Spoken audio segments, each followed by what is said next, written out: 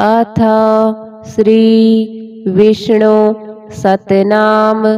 स्तोत्रम्। वासुदेवं हृषीकेशं वामनं जलसायिनं जनार्दनं हरिं कृष्णं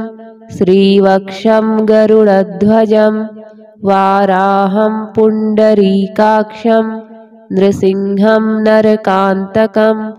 अव्यक्तं शाश्वतं विष्णुम् अनन्तम् अजमव्ययम् नारायणं गदाध्यक्षं गोविन्दं कीर्तिभाजनं गोवर्धनोद्धरं देवं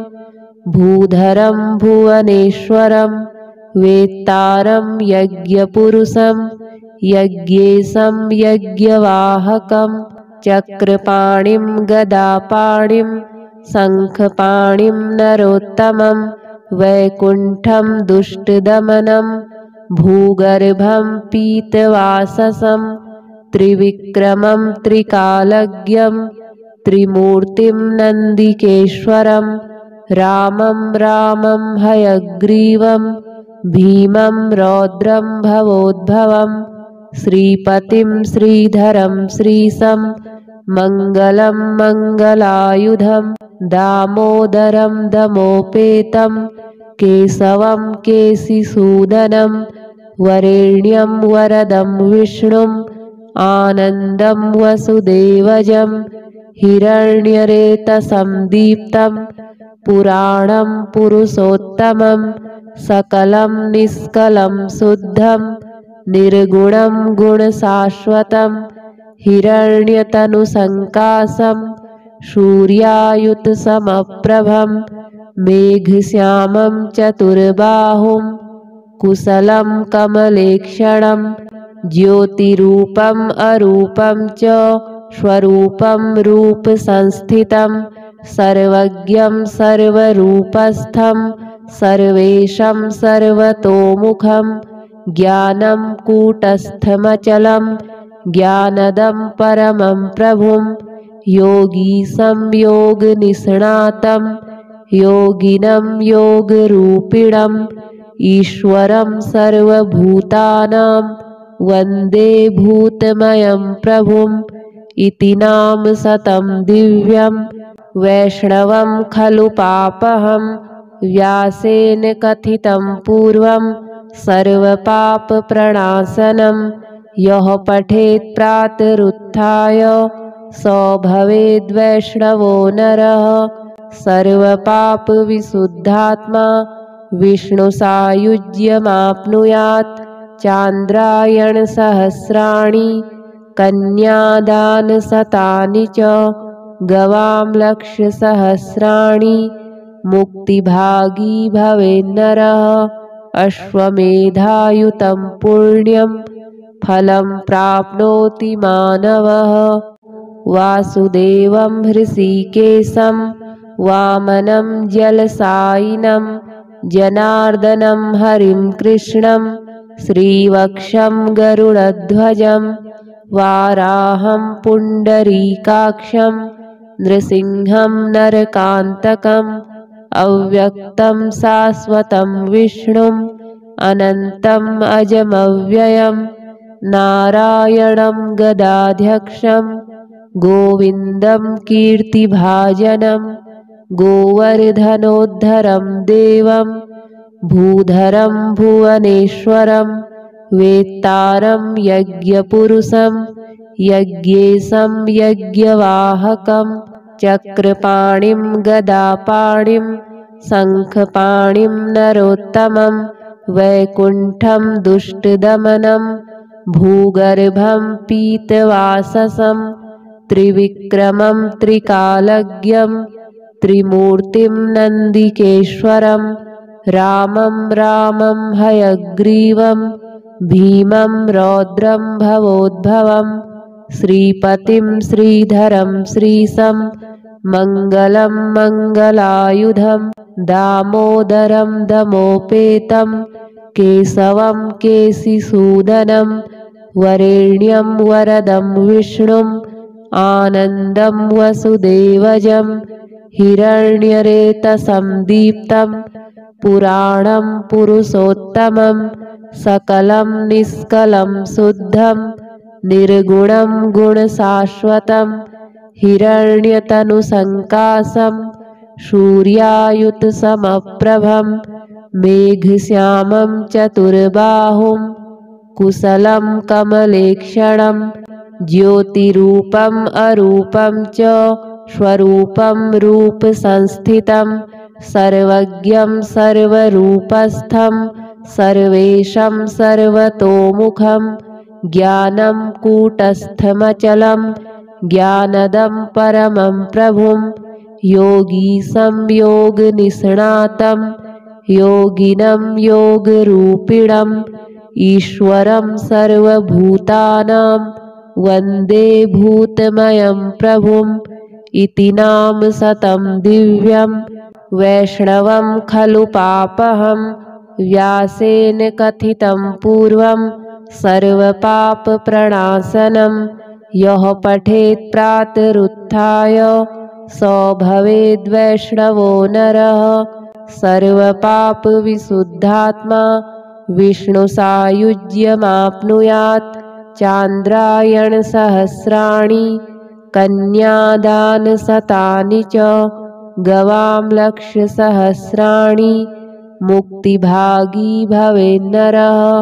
अश्वमेधायुतं पुण्यं फलं प्राप्नोति मानवः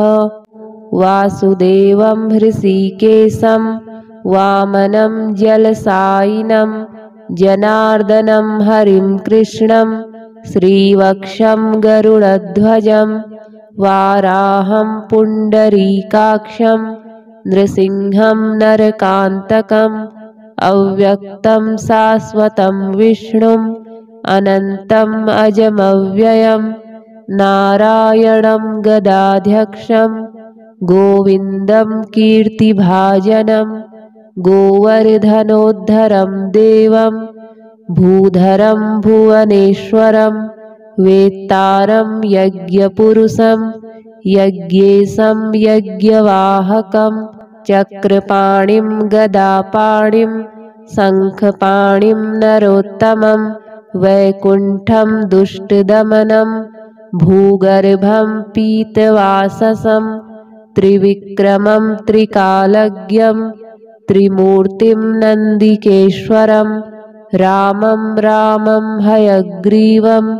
भीमं रौद्रं भवोद्भवं श्रीपतिं श्रीधरं श्रीशं मङ्गलं मङ्गलायुधं दामोदरं दमोपेतं केशवं केशिसूदनं वरेण्यं वरदं विष्णुम् आनन्दं वसुदेवजं हिरण्यरेतसं दीप्तं पुराणं पुरुषोत्तमं सकलं निष्कलं शुद्धं निर्गुणं गुणशाश्वतं हिरण्यतनुसङ्काशं सूर्यायुतसमप्रभं मेघश्यामं चतुर्बाहुं कुशलं कमलेक्षणं ज्योतिरूपम् अरूपं च स्वरूपं रूपसंस्थितं सर्वज्ञं सर्वरूपस्थं सर्वेशं सर्वतोमुखं ज्ञानं कूटस्थमचलं ज्ञानदं परमं प्रभुं योगीशं योगनिष्णातं योगिनं योगरूपिणम् ईश्वरं सर्वभूतानां वन्दे भूतमयं प्रभुम् इति नाम शतं दिव्यं वैष्णवं खलु पापहं व्यासेन कथितं पूर्वं सर्वपापप्रणाशनं यः पठेत् प्रातरुत्थाय स भवेद्वैष्णवो नरः सर्वपापविशुद्धात्मा विष्णुसायुज्यमाप्नुयात् चान्द्रायणसहस्राणि कन्यादानशतानि च गवां लक्षसहस्राणि मुक्तिभागी भवेन्नरः अश्वमेधायुतं पुण्यं फलं प्राप्नोति मानवः। वासुदेवं हृषीकेशं वामनं जलसायिनं जनार्दनं हरिं कृष्णं श्रीवक्षं गरुडध्वजं वाराहं पुण्डरीकाक्षं नृसिंहं नरकान्तकम् अव्यक्तं शाश्वतं विष्णुम् अनन्तम् अजमव्ययं नारायणं गदाध्यक्षं गोविन्दं कीर्तिभाजनं गोवर्धनोद्धरं देवं भूधरं भुवनेश्वरं वेत्तारं यज्ञपुरुषं यज्ञेशं यज्ञवाहकं चक्रपाणिं गदापाणिं शङ्खपाणिं नरोत्तमं वैकुण्ठं दुष्टदमनं भूगर्भं पीतवाससं त्रिविक्रमं त्रिकालज्ञं त्रिमूर्तिं नन्दिकेश्वरं रामं रामं हयग्रीवं भीमं रौद्रं भवोद्भवं श्रीपतिं श्रीधरं श्रीशं मङ्गलं मङ्गलायुधं दामोदरं दमोपेतं केशवं केशिसूदनं वरेण्यं वरदं विष्णुम् आनन्दं वसुदेवजं हिरण्यरेतसं दीप्तं पुराणं पुरुषोत्तमं सकलं निष्कलं शुद्धं निर्गुणं गुणशाश्वतं हिरण्यतनुसङ्काशं सूर्यायुतसमप्रभं मेघश्यामं चतुर्बाहुं कुशलं कमलेक्षणं ज्योतिरूपम् अरूपं च स्वरूपं रूपसंस्थितं सर्वज्ञं सर्वरूपस्थं सर्वेशं सर्वतोमुखं ज्ञानं कूटस्थमचलं ज्ञानदं परमं प्रभुं योगीशं योगनिष्णातं योगिनं योगरूपिणम् ईश्वरं सर्वभूतानां वन्दे भूतमयं प्रभुम् इति नाम शतं दिव्यं वैष्णवं खलु पापहं व्यासेन कथितं पूर्वं सर्वपापप्रणाशनं यः पठेत् प्रातरुत्थाय स भवेद्वैष्णवो नरः सर्वपापविशुद्धात्मा विष्णुसायुज्यमाप्नुयात् चान्द्रायणसहस्राणि कन्यादानशतानि च गवां लक्षसहस्राणि मुक्तिभागी भवेन्नरः अश्वमेधायुतं पुण्यं फलं प्राप्नोति मानवः। वासुदेवं हृषीकेशं वामनं जलसायिनं जनार्दनं हरिं कृष्णं श्रीवक्षं गरुडध्वजं वाराहं पुण्डरीकाक्षं नृसिंहं नरकान्तकम्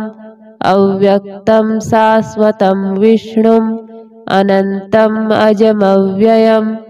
नारायणं गदाध्यक्षं गोविन्दं कीर्तिभाजनं गोवर्धनोद्धरं देवं भूधरं भुवनेश्वरं वेत्तारं यज्ञपुरुषं यज्ञेशं यज्ञवाहकं चक्रपाणिं गदापाणिं शङ्खपाणिं नरोत्तमं वैकुण्ठं दुष्टदमनं भूगर्भं पीतवाससं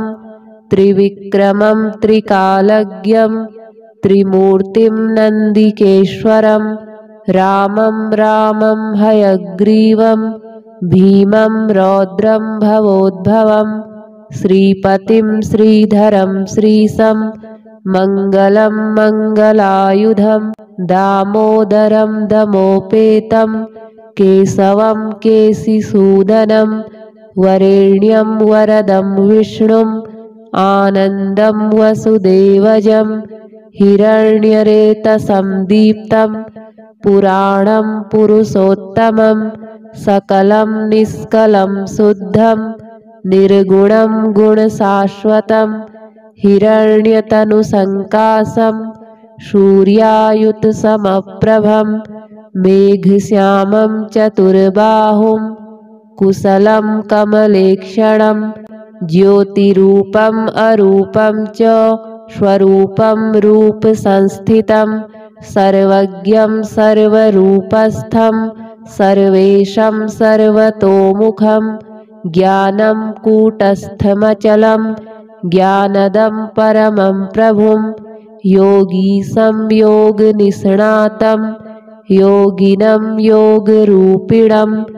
ईश्वरं सर्वभूतानां वन्दे भूतमयं प्रभुम्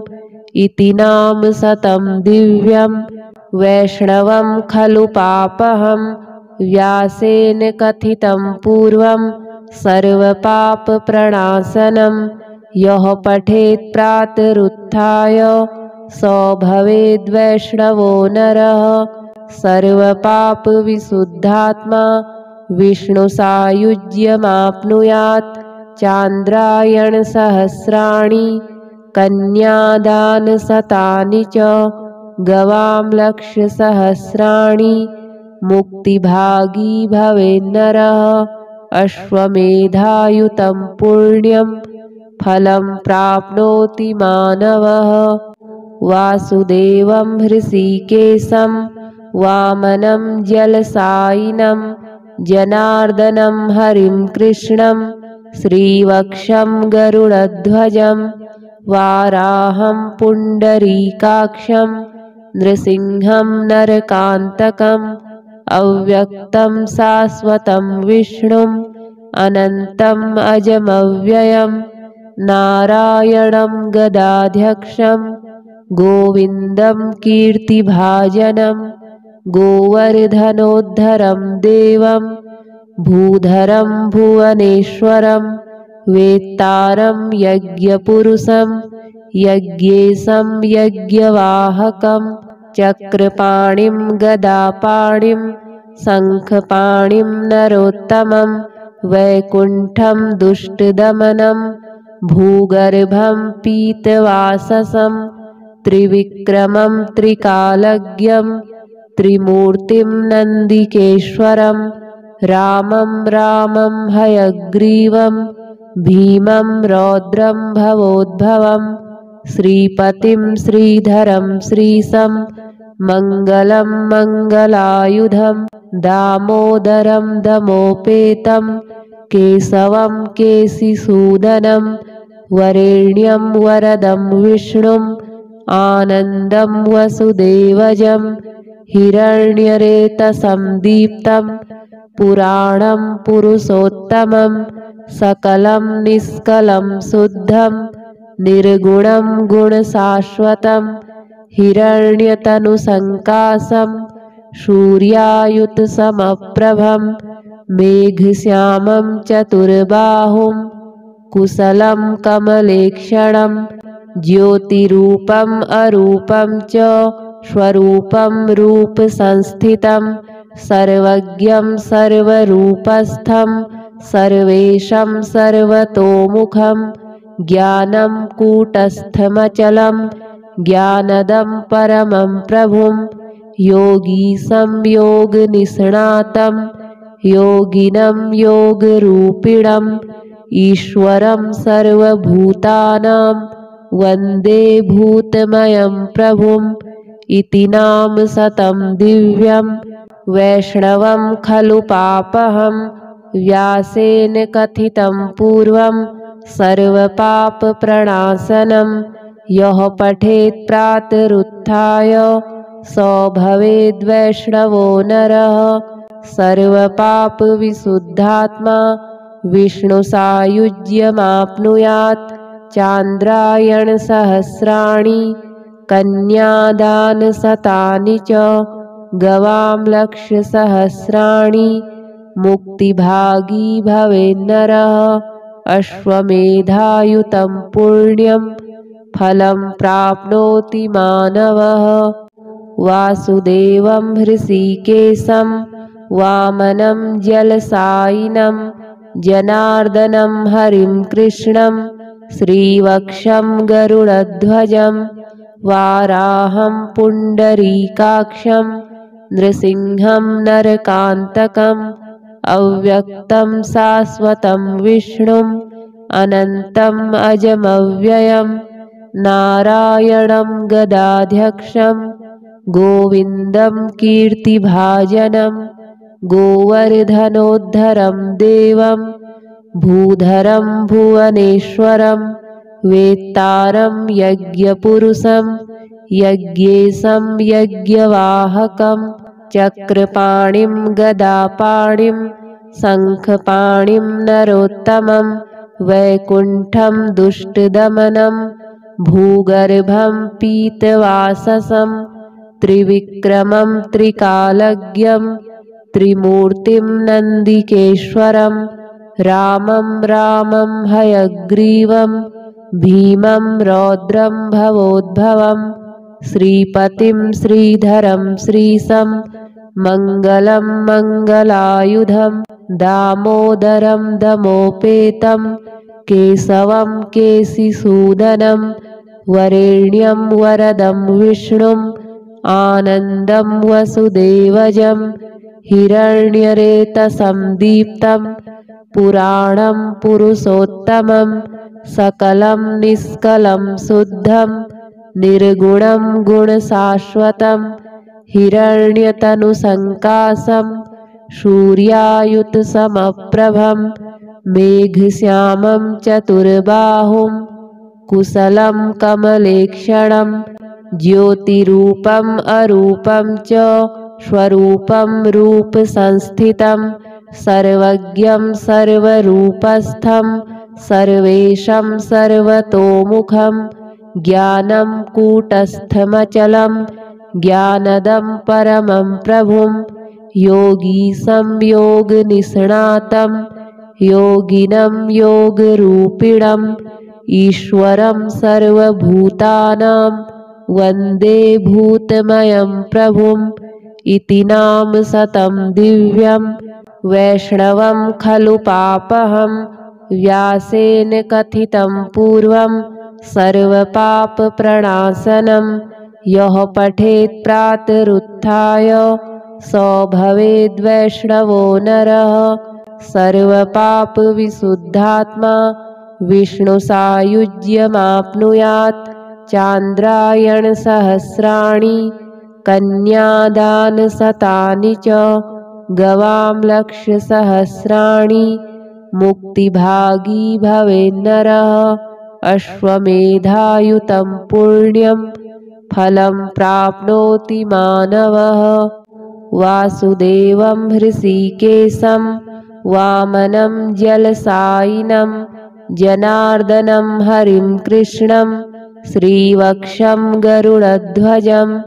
वाराहं पुण्डरीकाक्षं नृसिंहं नरकान्तकम् अव्यक्तं शाश्वतं विष्णुम् अनन्तम् अजमव्ययं नारायणं गदाध्यक्षं गोविन्दं कीर्तिभाजनं गोवर्धनोद्धरं देवं भूधरं भुवनेश्वरं वेत्तारं यज्ञपुरुषं यज्ञेशं यज्ञवाहकं चक्रपाणिं गदापाणिं शङ्खपाणिं नरोत्तमं वैकुण्ठं दुष्टदमनं भूगर्भं पीतवाससं त्रिविक्रमं त्रिकालज्ञं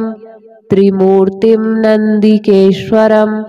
रामं रामं हयग्रीवं भीमं रौद्रं भवोद्भवं श्रीपतिं श्रीधरं श्रीशं मङ्गलं मङ्गलायुधं दामोदरं दमोपेतं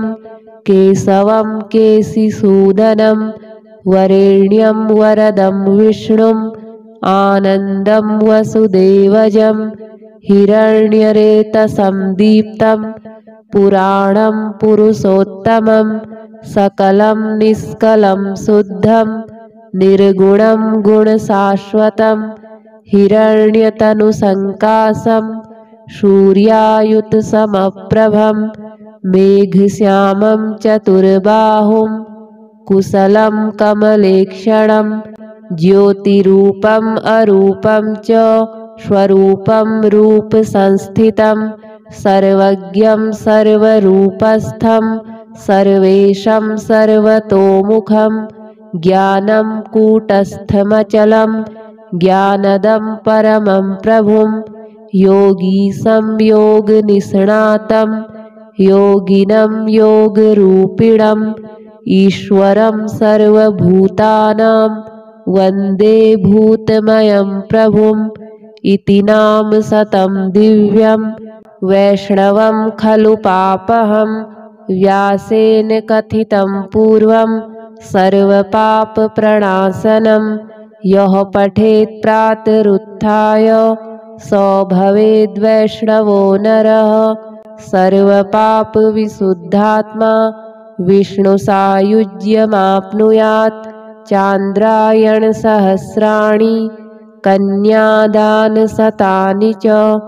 गवां लक्षसहस्राणि मुक्तिभागी भवेन्नरः अश्वमेधायुतं पुण्यं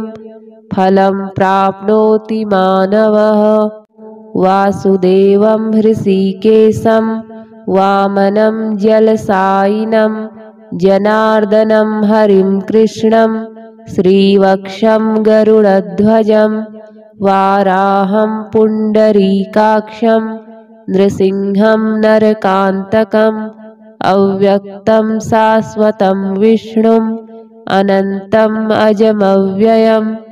नारायणं गदाध्यक्षं गोविन्दं कीर्तिभाजनं गोवर्धनोद्धरं देवं भूधरं भुवनेश्वरं वेत्तारं यज्ञपुरुषं यज्ञेशं यज्ञवाहकं चक्रपाणिं गदापाणिं शङ्खपाणिं नरोत्तमं वैकुण्ठं दुष्टदमनं भूगर्भं पीतवाससं त्रिविक्रमं त्रिकालज्ञं त्रिमूर्तिं नन्दिकेश्वरं रामं रामं हयग्रीवं भीमं रौद्रं भवोद्भवं श्रीपतिं श्रीधरं श्रीशं मङ्गलं मङ्गलायुधं दामोदरं दमोपेतं केशवं केशिसूदनं वरेण्यं वरदं विष्णुम् आनन्दं वसुदेवजं हिरण्यरेतसं दीप्तं पुराणं पुरुषोत्तमं सकलं निष्कलं शुद्धं निर्गुणं गुणशाश्वतं हिरण्यतनुसङ्कासं सूर्यायुतसमप्रभं मेघश्यामं चतुर्बाहुं कुशलं कमलेक्षणं ज्योतिरूपम् अरूपं च स्वरूपं रूपसंस्थितं सर्वज्ञं सर्वरूपस्थं सर्वेशं सर्वतोमुखं ज्ञानं कूटस्थमचलं ज्ञानदं परमं प्रभुं योगीशं योगनिष्णातं योगिनं योगरूपिणम् ईश्वरं सर्वभूतानां वन्दे भूतमयं प्रभुम् इति नाम शतं दिव्यं वैष्णवं खलु पापहं व्यासेन कथितं पूर्वं सर्वपापप्रणाशनं यः पठेत् प्रातरुत्थाय स भवेद्वैष्णवो नरः सर्वपापविशुद्धात्मा विष्णुसायुज्यमाप्नुयात् चान्द्रायणसहस्राणि कन्यादानशतानि च गवां लक्षसहस्राणि मुक्तिभागी भवेन्नरः अश्वमेधायुतं पुण्यं फलं प्राप्नोति मानवः वासुदेवं हृषीकेशं वामनं जलसायिनं जनार्दनं हरिं कृष्णं श्रीवक्षं गरुडध्वजं वाराहं पुण्डरीकाक्षं नृसिंहं नरकान्तकम् अव्यक्तं शाश्वतं विष्णुम् अनन्तम् अजमव्ययम् नारायणं गदाध्यक्षं गोविन्दं कीर्तिभाजनं गोवर्धनोद्धरं देवं भूधरं भुवनेश्वरं वेत्तारं यज्ञपुरुषं यज्ञेशं यज्ञवाहकं चक्रपाणिं गदापाणिं शङ्खपाणिं नरोत्तमं वैकुण्ठं दुष्टदमनं भूगर्भं पीतवाससं त्रिविक्रमं त्रिकालज्ञं त्रिमूर्तिं नन्दिकेश्वरं रामं रामं हयग्रीवं भीमं रौद्रं भवोद्भवं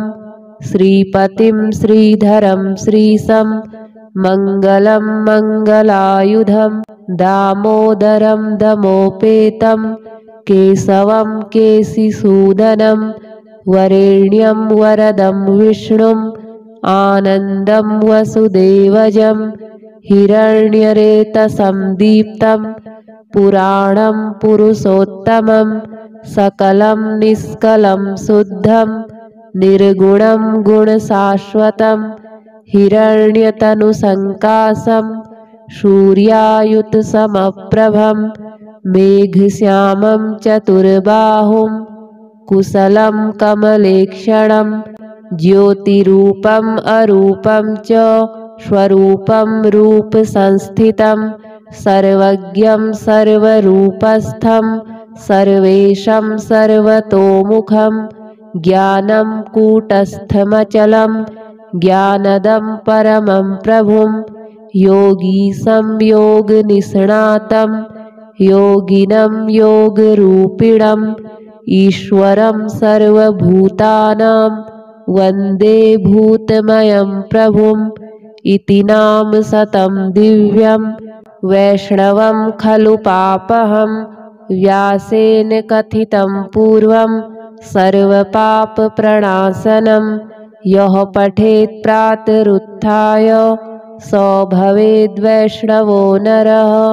सर्वपापविशुद्धात्मा विष्णुसायुज्यमाप्नुयात् चान्द्रायणसहस्राणि कन्यादानशतानि च गवां लक्षसहस्राणि मुक्तिभागी भवेन्नरः अश्वमेधायुतं पुण्यं फलं प्राप्नोति मानवः वासुदेवं हृषीकेशं वामनं जलसायिनं जनार्दनं हरिं कृष्णं श्रीवक्षं गरुडध्वजं वाराहं पुण्डरीकाक्षं नृसिंहं नरकान्तकम् अव्यक्तं शाश्वतं विष्णुम् अनन्तम् अजमव्ययं नारायणं गदाध्यक्षं गोविन्दं कीर्तिभाजनं गोवर्धनोद्धरं देवं भूधरं भुवनेश्वरं वेत्तारं यज्ञपुरुषं यज्ञेशं यज्ञवाहकं चक्रपाणिं गदापाणिं शङ्खपाणिं नरोत्तमं वैकुण्ठं दुष्टदमनं भूगर्भं पीतवाससं त्रिविक्रमं त्रिकालज्ञं त्रिमूर्तिं नन्दिकेश्वरं रामं रामं हयग्रीवं भीमं रौद्रं भवोद्भवं श्रीपतिं श्रीधरं श्रीशं मङ्गलं मङ्गलायुधं दामोदरं दमोपेतं केशवं केशिसूदनं वरेण्यं वरदं विष्णुम् आनन्दं वसुदेवजं हिरण्यरेतसं दीप्तं पुराणं पुरुषोत्तमं सकलं निष्कलं शुद्धं निर्गुणं गुणशाश्वतं हिरण्यतनुसङ्काशं सूर्यायुतसमप्रभं मेघश्यामं चतुर्बाहुं कुशलं कमलेक्षणं ज्योतिरूपम् अरूपं च स्वरूपं रूपसंस्थितं सर्वज्ञं सर्वरूपस्थं सर्वेशं सर्वतोमुखं